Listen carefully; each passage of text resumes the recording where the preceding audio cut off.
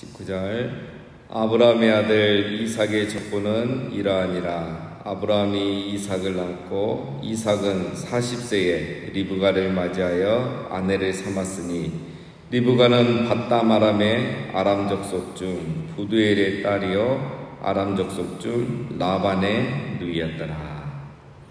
자, 오늘 본문은 이삭의 가정에 관한 이야기입니다. 자, 이제 아브라함은 이제 하나님의 부름을 받았고 이삭의 가정에 대한 이야기가 시작이 됩니다. 오늘 19절, 20절은 이제 24장 전체를 요약하는 말씀이죠.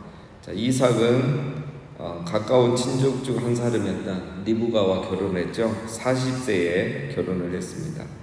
그 아내 리브가는 부두엘의 딸이다 했죠. 부두엘이란 뜻은 엘자가 들어가면 이제 히브리어에서 엘은 하나님이니까 엘이 들어가면 대부분 좋은 이름입니다. 부두엘, 하나님의 사람이란 뜻입니다.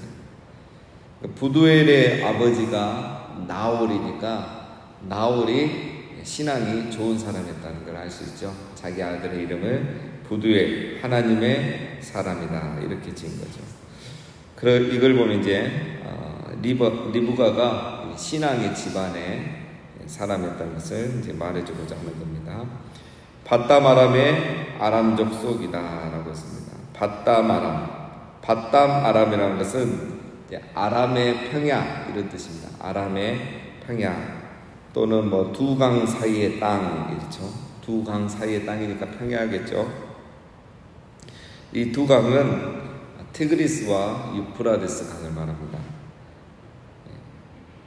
여기에 이제 아람 족속이 살고 있었던 거죠. 이 아람은 누구냐면 이제 아람은 그 노아의 장자인 셈, 함, 야벳 할 때 셈의 다섯째 아들입니다.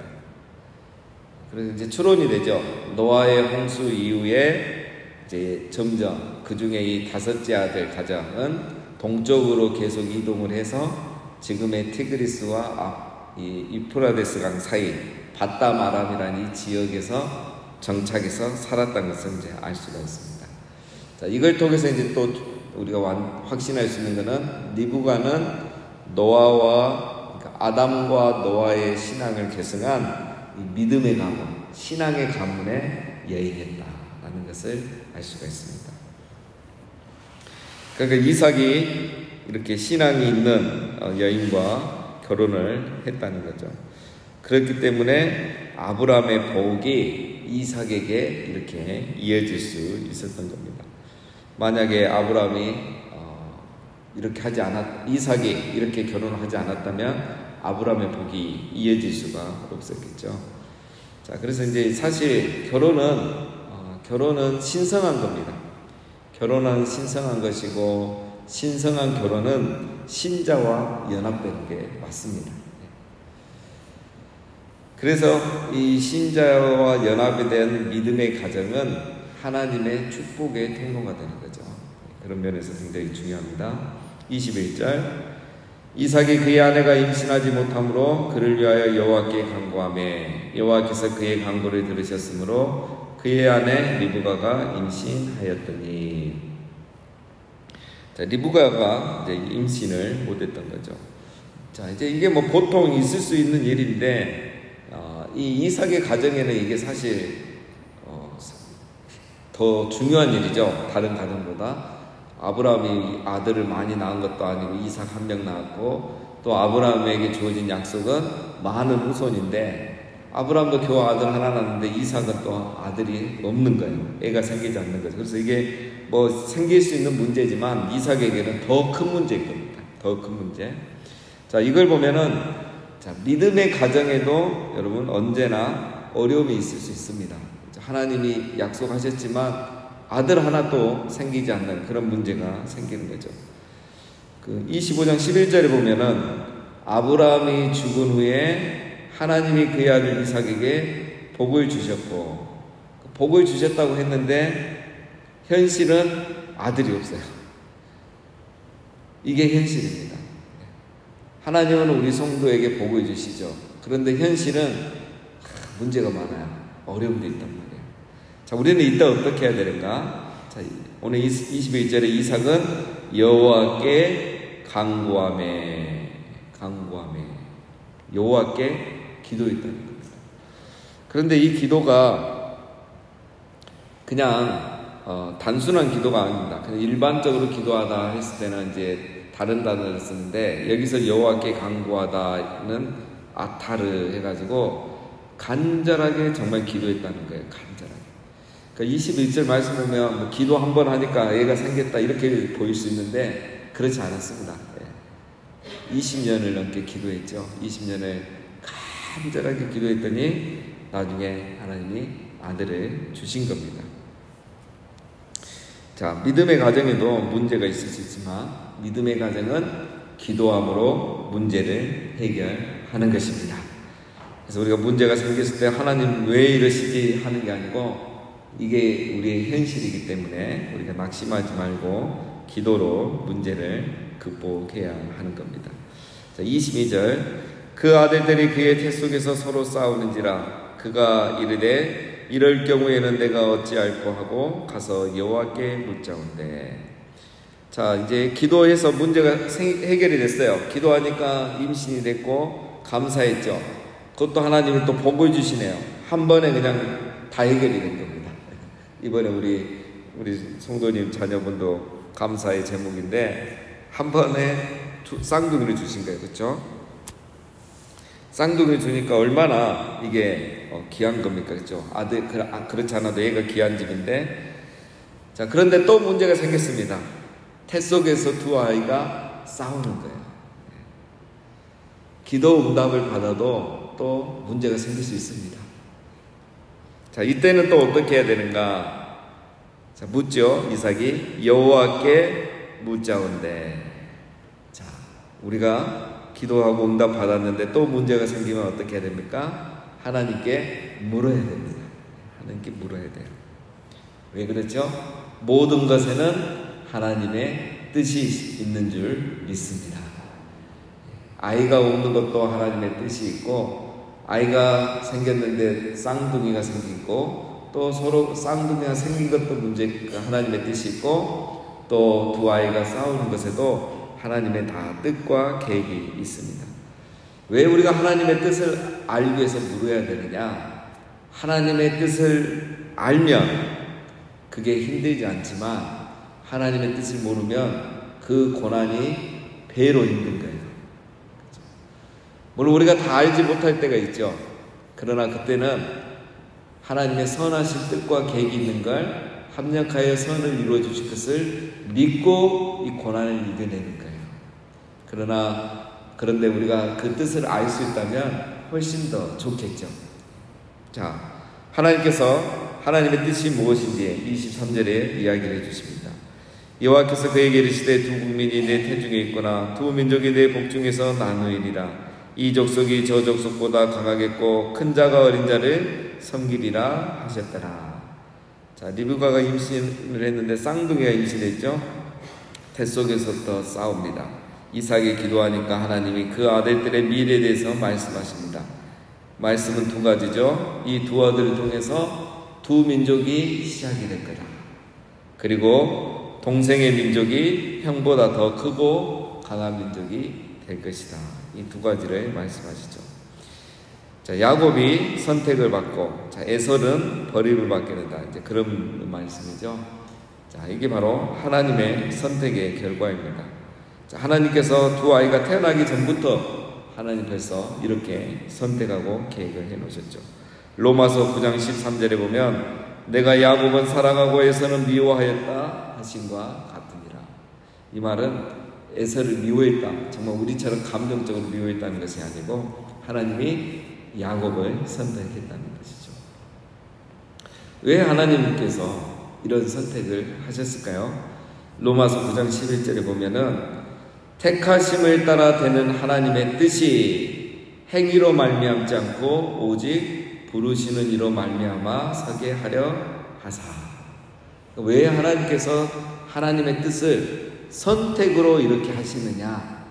결국 인간의 행위를 보지 않고 하나님께서 일방적으로 선택하신 것으로 하나님의 뜻을 드러내시느냐 하면은 그것은 하나님의 선택의 기준이 행위로 말미암지 않고 오직 부르시는 이 하나님으로 말미암은 것을 보여주기 위해서 그렇다는 거예요.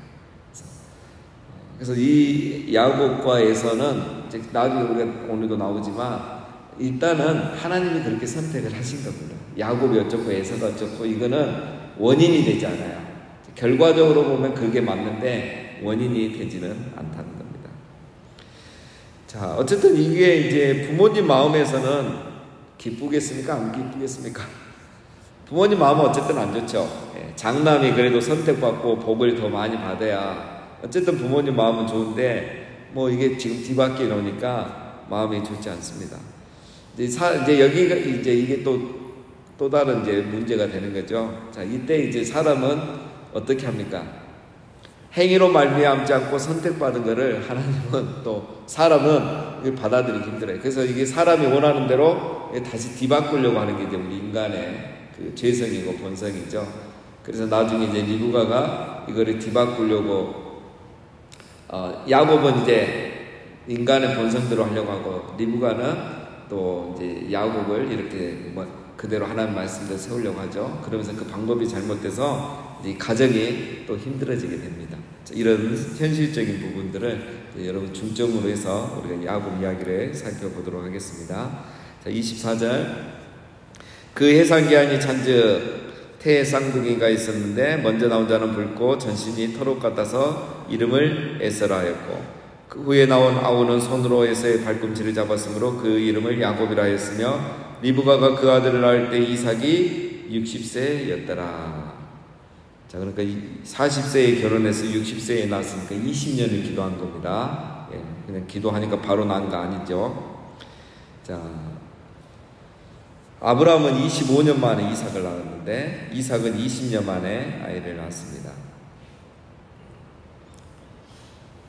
자, 그런데 이제 자, 24절, 자, 앞에 설명을 안 했죠. 자, 출산을 했는데 에서는 굵고 털이 많았고 야곱은 형의 발꿈치를 잡고 나왔다 했죠. 자, 20년 만에 이렇게 출산을 했습니다. 자, 보면 이것도 참 우리가 보면은 참 그렇죠. 하나님께서 이제 주신 약속 중에 중요한 약속이 후손에 대한 약속인데 이 보면은 아브라함은 100세에 첫째를 낳고 이삭은 60세에 첫째를 낳았어요. 그것도 아브라함은 겨우 1명, 이삭은 2명을 낳았습니다. 이제 우리는 이제 결과를 보니까 이제 지금 뭐 벌써 성경이 다 성취된 것을 보니까 이게 뭐 크게 이렇게 어렵게 생각이 되지 않을 수 있는데 아브라함이나 이삭의 입장에서 보면 참 믿음이 대단한 거예요. 그렇죠. 100세 그리고 60세 그때까지 기다렸다는 겁니다. 자, 여러분 이런 상황에서 하나님의 약속을 그대로 믿고 기다린다는 것은 정말 쉽지 않습니다. 자, 이들은 아브라함과 이삭은 하나뿐인 아들을 바라본 게 아니라 한 아들을 통해서 정말 하나님의 큰 계획과 뜻을 이루실 그 하나님을 바라보았기 때문에 이들이 믿음의 길을 계속 갈 수 있었던 것입니다. 그래서 우리도 하나님의 그 약속이 성취되어 가는 걸 볼 때 이 작은 하나를 볼 게 아니고 이래가지고 언제 되겠느냐 그걸 볼 게 아니라 이 작은 하나를 통해서 큰 온전하게 다 이루실 그 하나님을 바라봐야 우리가 끝까지 믿음을 잃지 않고 나갈 수 있습니다. 자, 27절. 그 아이들이 장성함에 에서는 익숙한 사냥꾼이었으므로 들사람이 되고 야곱은 조용한 사람이었으므로 장막에 거주하니 이삭은 에서가 사냥한 고기를 좋아하므로 그를 사랑하고 리브가는 야곱을 사랑하였더라. 자, 우리가 이제 잘 아는 내용입니다. 자, 이제 어쨌든 이삭은 에서를 좋아했고 어머니는 리브가는 야곱을 좋아했다. 이게 이제 복선이죠. 이것 때문에 나중에 문제가 생긴다라는 겁니다. 29절. 야곱이 죽을 쑤었더니 에서가 들에서 돌아와서 심히 피곤하여 야곱에게 이르되 내가 피곤하니 그 붉은 것을 내가 먹게 하라 한지라. 그러므로 에서의 별명은 에돔이었더라. 자, 야곱이 죽을 만들었죠.